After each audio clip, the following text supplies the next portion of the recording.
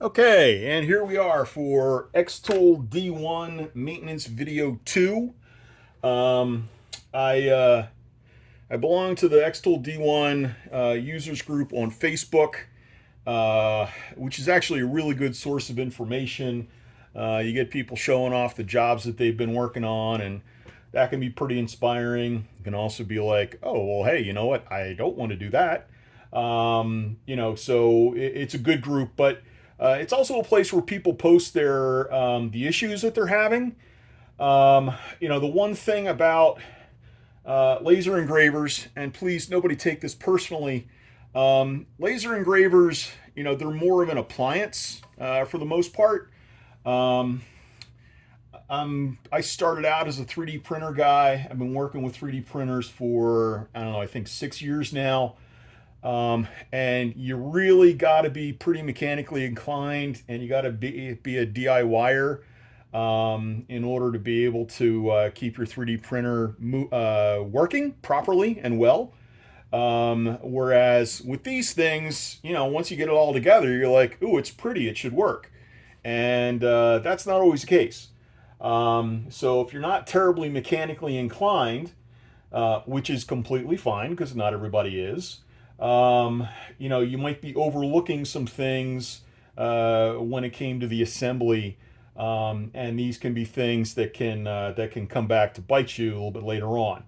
I'm talking about, mostly I'm going to focus in this video on belt tension, and also making sure that your entire drive system is in good shape. Your motors are able to properly engage the belt and drive the gantry on the y-axis, which is the one that goes front and back, or driving the x-axis, which is the axis that goes left to right.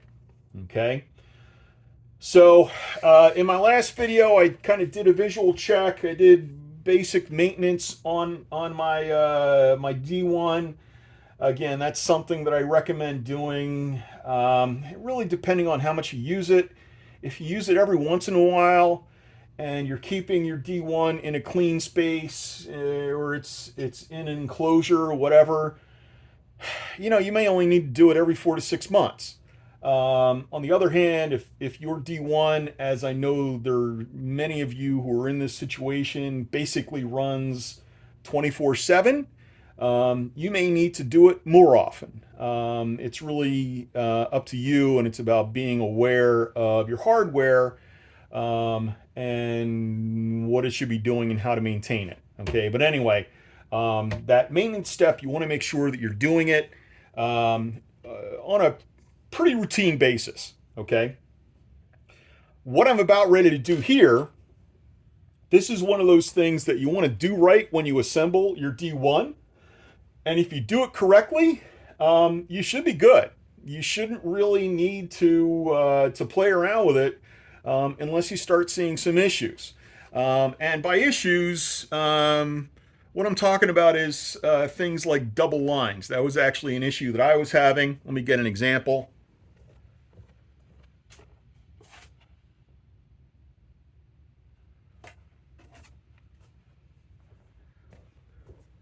Okay, so here's a test board. Okay, the text is really blurry. I was getting some double lines here on the vertical lines, the lines that are pretty close to vertical. So I knew I had a problem because, again, the output wasn't great, didn't look really good. Uh, Whereas, it should really be sharp and clear and bam, right there. It should be eye catching and not something that makes you look at it and say, all right, were they drunk when they did this? So yeah, and so if you're having some issues like that, it's time to dig a little deeper. Okay. So again, I'm using the basic tools that came with the D1. I've got my little package of Allen wrenches. I think this is the combo. This is the contents of my D1 and my air assist unit combined. That's fine. I just keep them in a Ziploc bag right next to the printer. But these will have all the sizes that you need. Also, because I spent a lot of time working on and building printers, I've actually got some nice little Weeha screwdrivers and Allen wrenches. Now, um, all the hardware on this, this is all metric. I know many of you are probably people that are big fans of freedom units, aka inches and fractional inches. Personally, I really like metric because math is hard. So a 1.5, a 2.0, and a 2.5 should do you pretty well as far as all of the connectors, all of the screws and such that are on the D1. So you can use your regular L-shaped Allen wrenches that came with your print, your cutter. I'm going to be using these screwdrivers just because they're a little bit easier to use. Okay, so obviously I've got my D1 outside of the enclosure. I've just got it on a uncluttered work surface that I can flip the D1 around on. And what I'm going to check is, now again, I'm kind of doing this video from the scenario of you've noticed that there's some kind of issue with your output. With you've got some double lines, you got some blurriness, you got some weird wiggly squigglies, you got some what we call layer shift in the 3D printing world, where it kind of seems like something jerked to the side and kept on engraving, but it's offset now. What I'm going over now is gonna pretty much take care of any of those issues.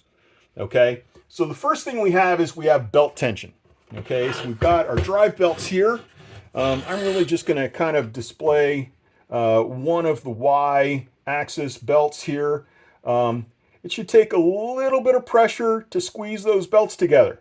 If they're kind of floppy and sagging and all that kind of stuff, there's your problem. Okay, because what they need to do is you've got, well, here, let's go through this. Okay, so for the y-axis is actually a little bit more complicated than the x-axis is. We got one stepper motor here, all right? And stepper motors are a special kind of motor. This isn't the kind of motor you're going to supersize and then throw in a Tesla. That's not what it does. It does very precise movements. It can do them very precisely and very quickly, but it's not like a motor that'll drive a car wheel, okay? But got a stepper motor here. First of all, you're making sure that your stepper motor is properly tightened down. I'll show you the screws on the other side of this the frame in a second. The stepper motor has an axle, if you will, a drive, and then it's got a coupler here. There's a steel rod that goes over to the other side, okay? And there's a gear on this side, and that gear drives the one side, okay? And the gear that's on the other side of this motor drives the other side, okay? So we've got what we call a dual Y. We've got two drive belts, each driving one side of the Y-axis. And what that does is that makes sure that your X-axis doesn't get what's called racked, okay? When something is racked, it means that, you know, you've got one side of your gantry that's a little forward or a little back from the other, and that's not good. You don't want that. You want them to be as even as possible. So when you pull it all the way back against your frame, you know, even though I've got my cable here, everything looks nice and even and straight. Okay, so that's what things should be. Now I'm going to show you what things to look for, what things to check. Okay, so the y-axis is the tricky one. Okay, because it's a little bit more difficult to get to some of the pieces. Now, what I'm doing to kind of get to some of the things that I'm going to be showing you is I'm just moving the gantry up and down a little bit so that I can access things like set screws. Okay, so the first thing here is you want to make sure that this coupler that is connecting your stepper motor with the axle, I guess, you want to make sure that they're tight. Okay, they take a 3 mil. All right, tighten that down. Okay, tighten that down. And then the really tricky one, okay, this one that's kind of tucked way back here, there's a little tiny silver aluminum gear, okay, and that gear has these little black set screws. You can see them, they're like set in a little circle, and you want to make sure that they're tight. Now, not only do you want to make sure they're tight, but you also want to make sure that those set screws are up against the flat on the motor. Okay, I don't have a motor super handy. Let me see if I can find one. Give me a sec.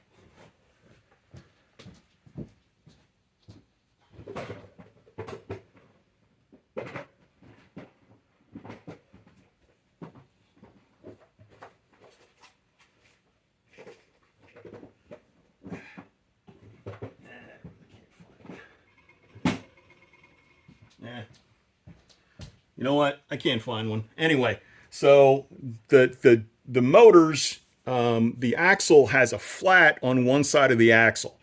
And the idea is, let's say that this wrench is the axle, you know, let's say there's a flat there. And the idea is that when you tighten one of the gears, there's going to be 2 set screws on every gear. You want to make sure that one of those set screws is tight against the flat part of that axle. Okay? If it's not tight against the flat part of the axle, and if you have both of these set screws tightened against the round part of the axle, which is like 3/4 of the axle, you're going to have problems because the amount of torque that these stepper motors generate is pretty considerable, and those grub screws can slip, which is bad, very, very bad, because it's going to give you output issues. Okay, so you want to make sure that one of those set screws is set against the flat in the axle. Okay, very, very important. If you're having a recurring issue with your set screws coming loose, you can use Loctite or something similar, and that'll help quite a bit. I've found that if it's done correctly, if you tighten it correctly, you're going to be good. Okay, all right, so back to this. So I've got my Y drive motor. I've gone through and made sure that these screws are tight. Okay, next I want to go in and I want to find the set screw, and that's not the right size. It's going to use one of these little 1.5 millimeter screws, okay, which is the smallest Allen wrench that came with your D1.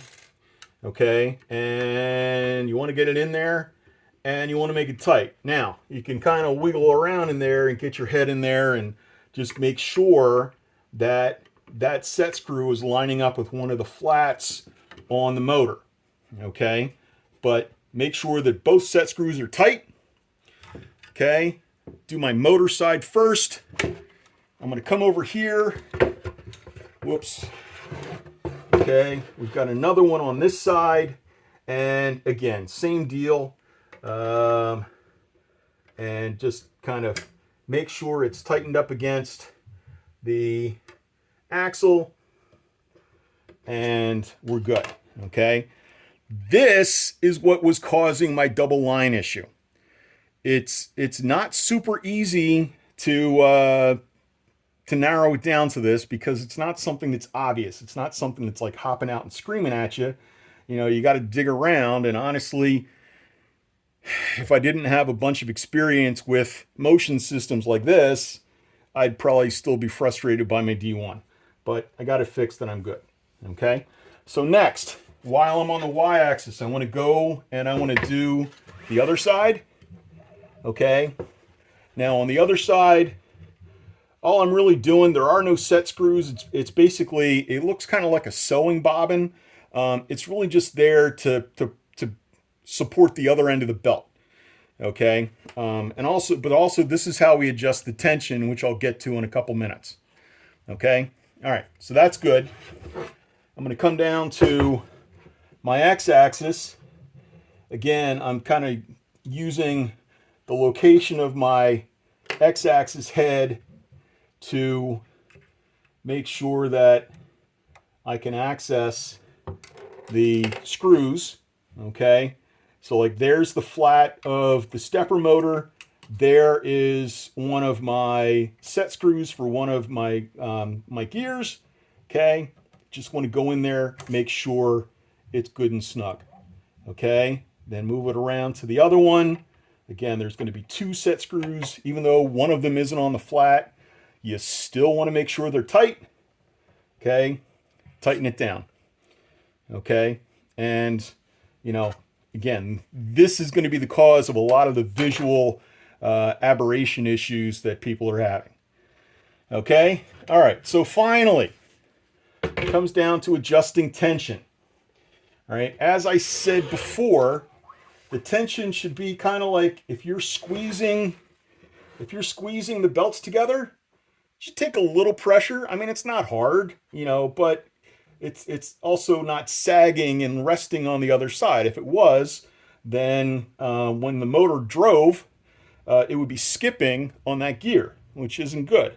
Okay, so you want to make sure that you've got good amount of belt tension. I'm not a musician. I don't know what note that is, but I get something. Okay, same thing on the side.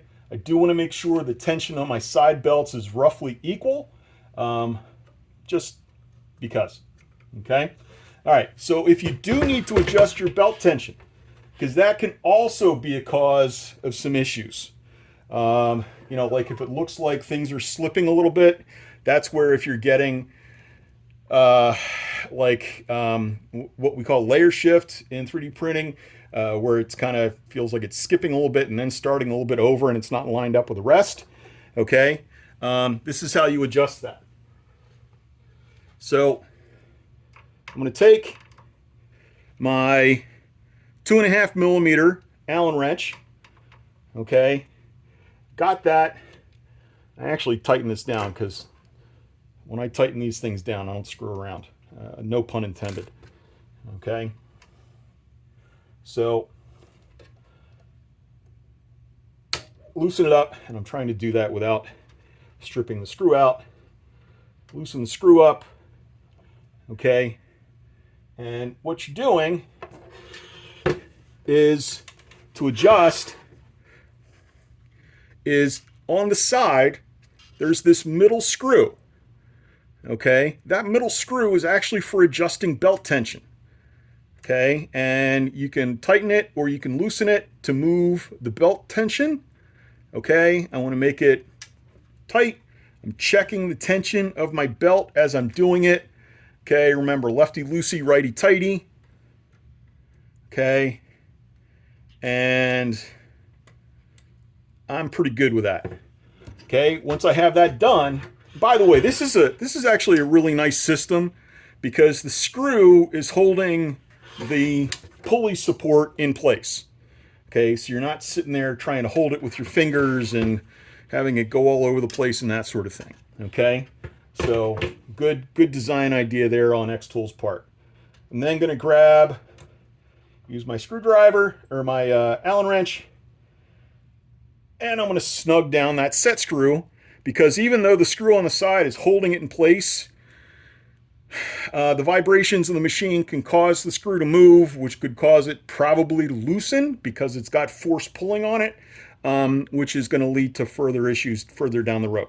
Okay, so by tightening this here, you're just going to ensure that you're not going to have problems later on. Okay, same thing on the sides. Okay, there's actually 2 set screws. Okay, so loosen the one. This thing is probably not the best thing to be trying to do a YouTube video on just because it's kind of awkward. All right, I'm lefty looseing and it's not coming loosey. I must have really been serious when I tightened this thing down before. Anyway, okay, I'm not gonna force that because everything's set properly and I don't want to strip the screw out because then that'd be like 10 times the work. Okay, but again, I've got this. I loosen those 2 screws on the side. Okay, I'm kind of checking out the belt tension, and then I'm using this middle screw here to adjust the belt tension. Okay, Want to make them as equal as possible. If I've got one really loose belt and one really tight belt, the chances of that racking happening where one side is moving the way it should be and the other one's kind of lagging behind, that's going to cause problems with your cutting and engraving. Okay, so got it adjusted. Check my tension. Okay, and then I come back here and I tighten up the screw. Okay, and with that, you should be in pretty good shape. Now, if you're just doing this as a one-off, if you haven't gone through and done the maintenance stuff that I showed in my video, this is a good time to also go through and make sure that all your stepper motor connectors are correct. Okay, first of all, they are keyed. Okay, on one side of this flat connector, I think it's an XST connector, there's a couple of fingers, and on the stepper motor, which has a socket, there's kind of a key slot that the fingers fit between. Okay, so you don't want to force it the other way because that'll cause issues. If you're lucky, it'll only cause issues of your stepper motor running backwards. If you're not lucky, you've shorted a couple of pins and you're buying yourself new parts, which you don't want to do. Okay, but go through, just make sure all your stepper motor connections are good. Make sure they're nice and tight. Okay, here are your other two stepper motor connections there. Again, just push them in, make sure they're nice and tight, and you should be ready to get back and cutting. Okay, all right, so thanks very much. Sorry I'm kind of rambly, but it's well, it's who I am, and I'm not going to apologize for that. But hopefully you got something out of this and it helped you understand how your D1 works. And once you know how it works, it makes it a whole lot easier to make it work correctly. Okay. Otherwise, thank you. If you have any questions, drop them in the comments, and have a good afternoon.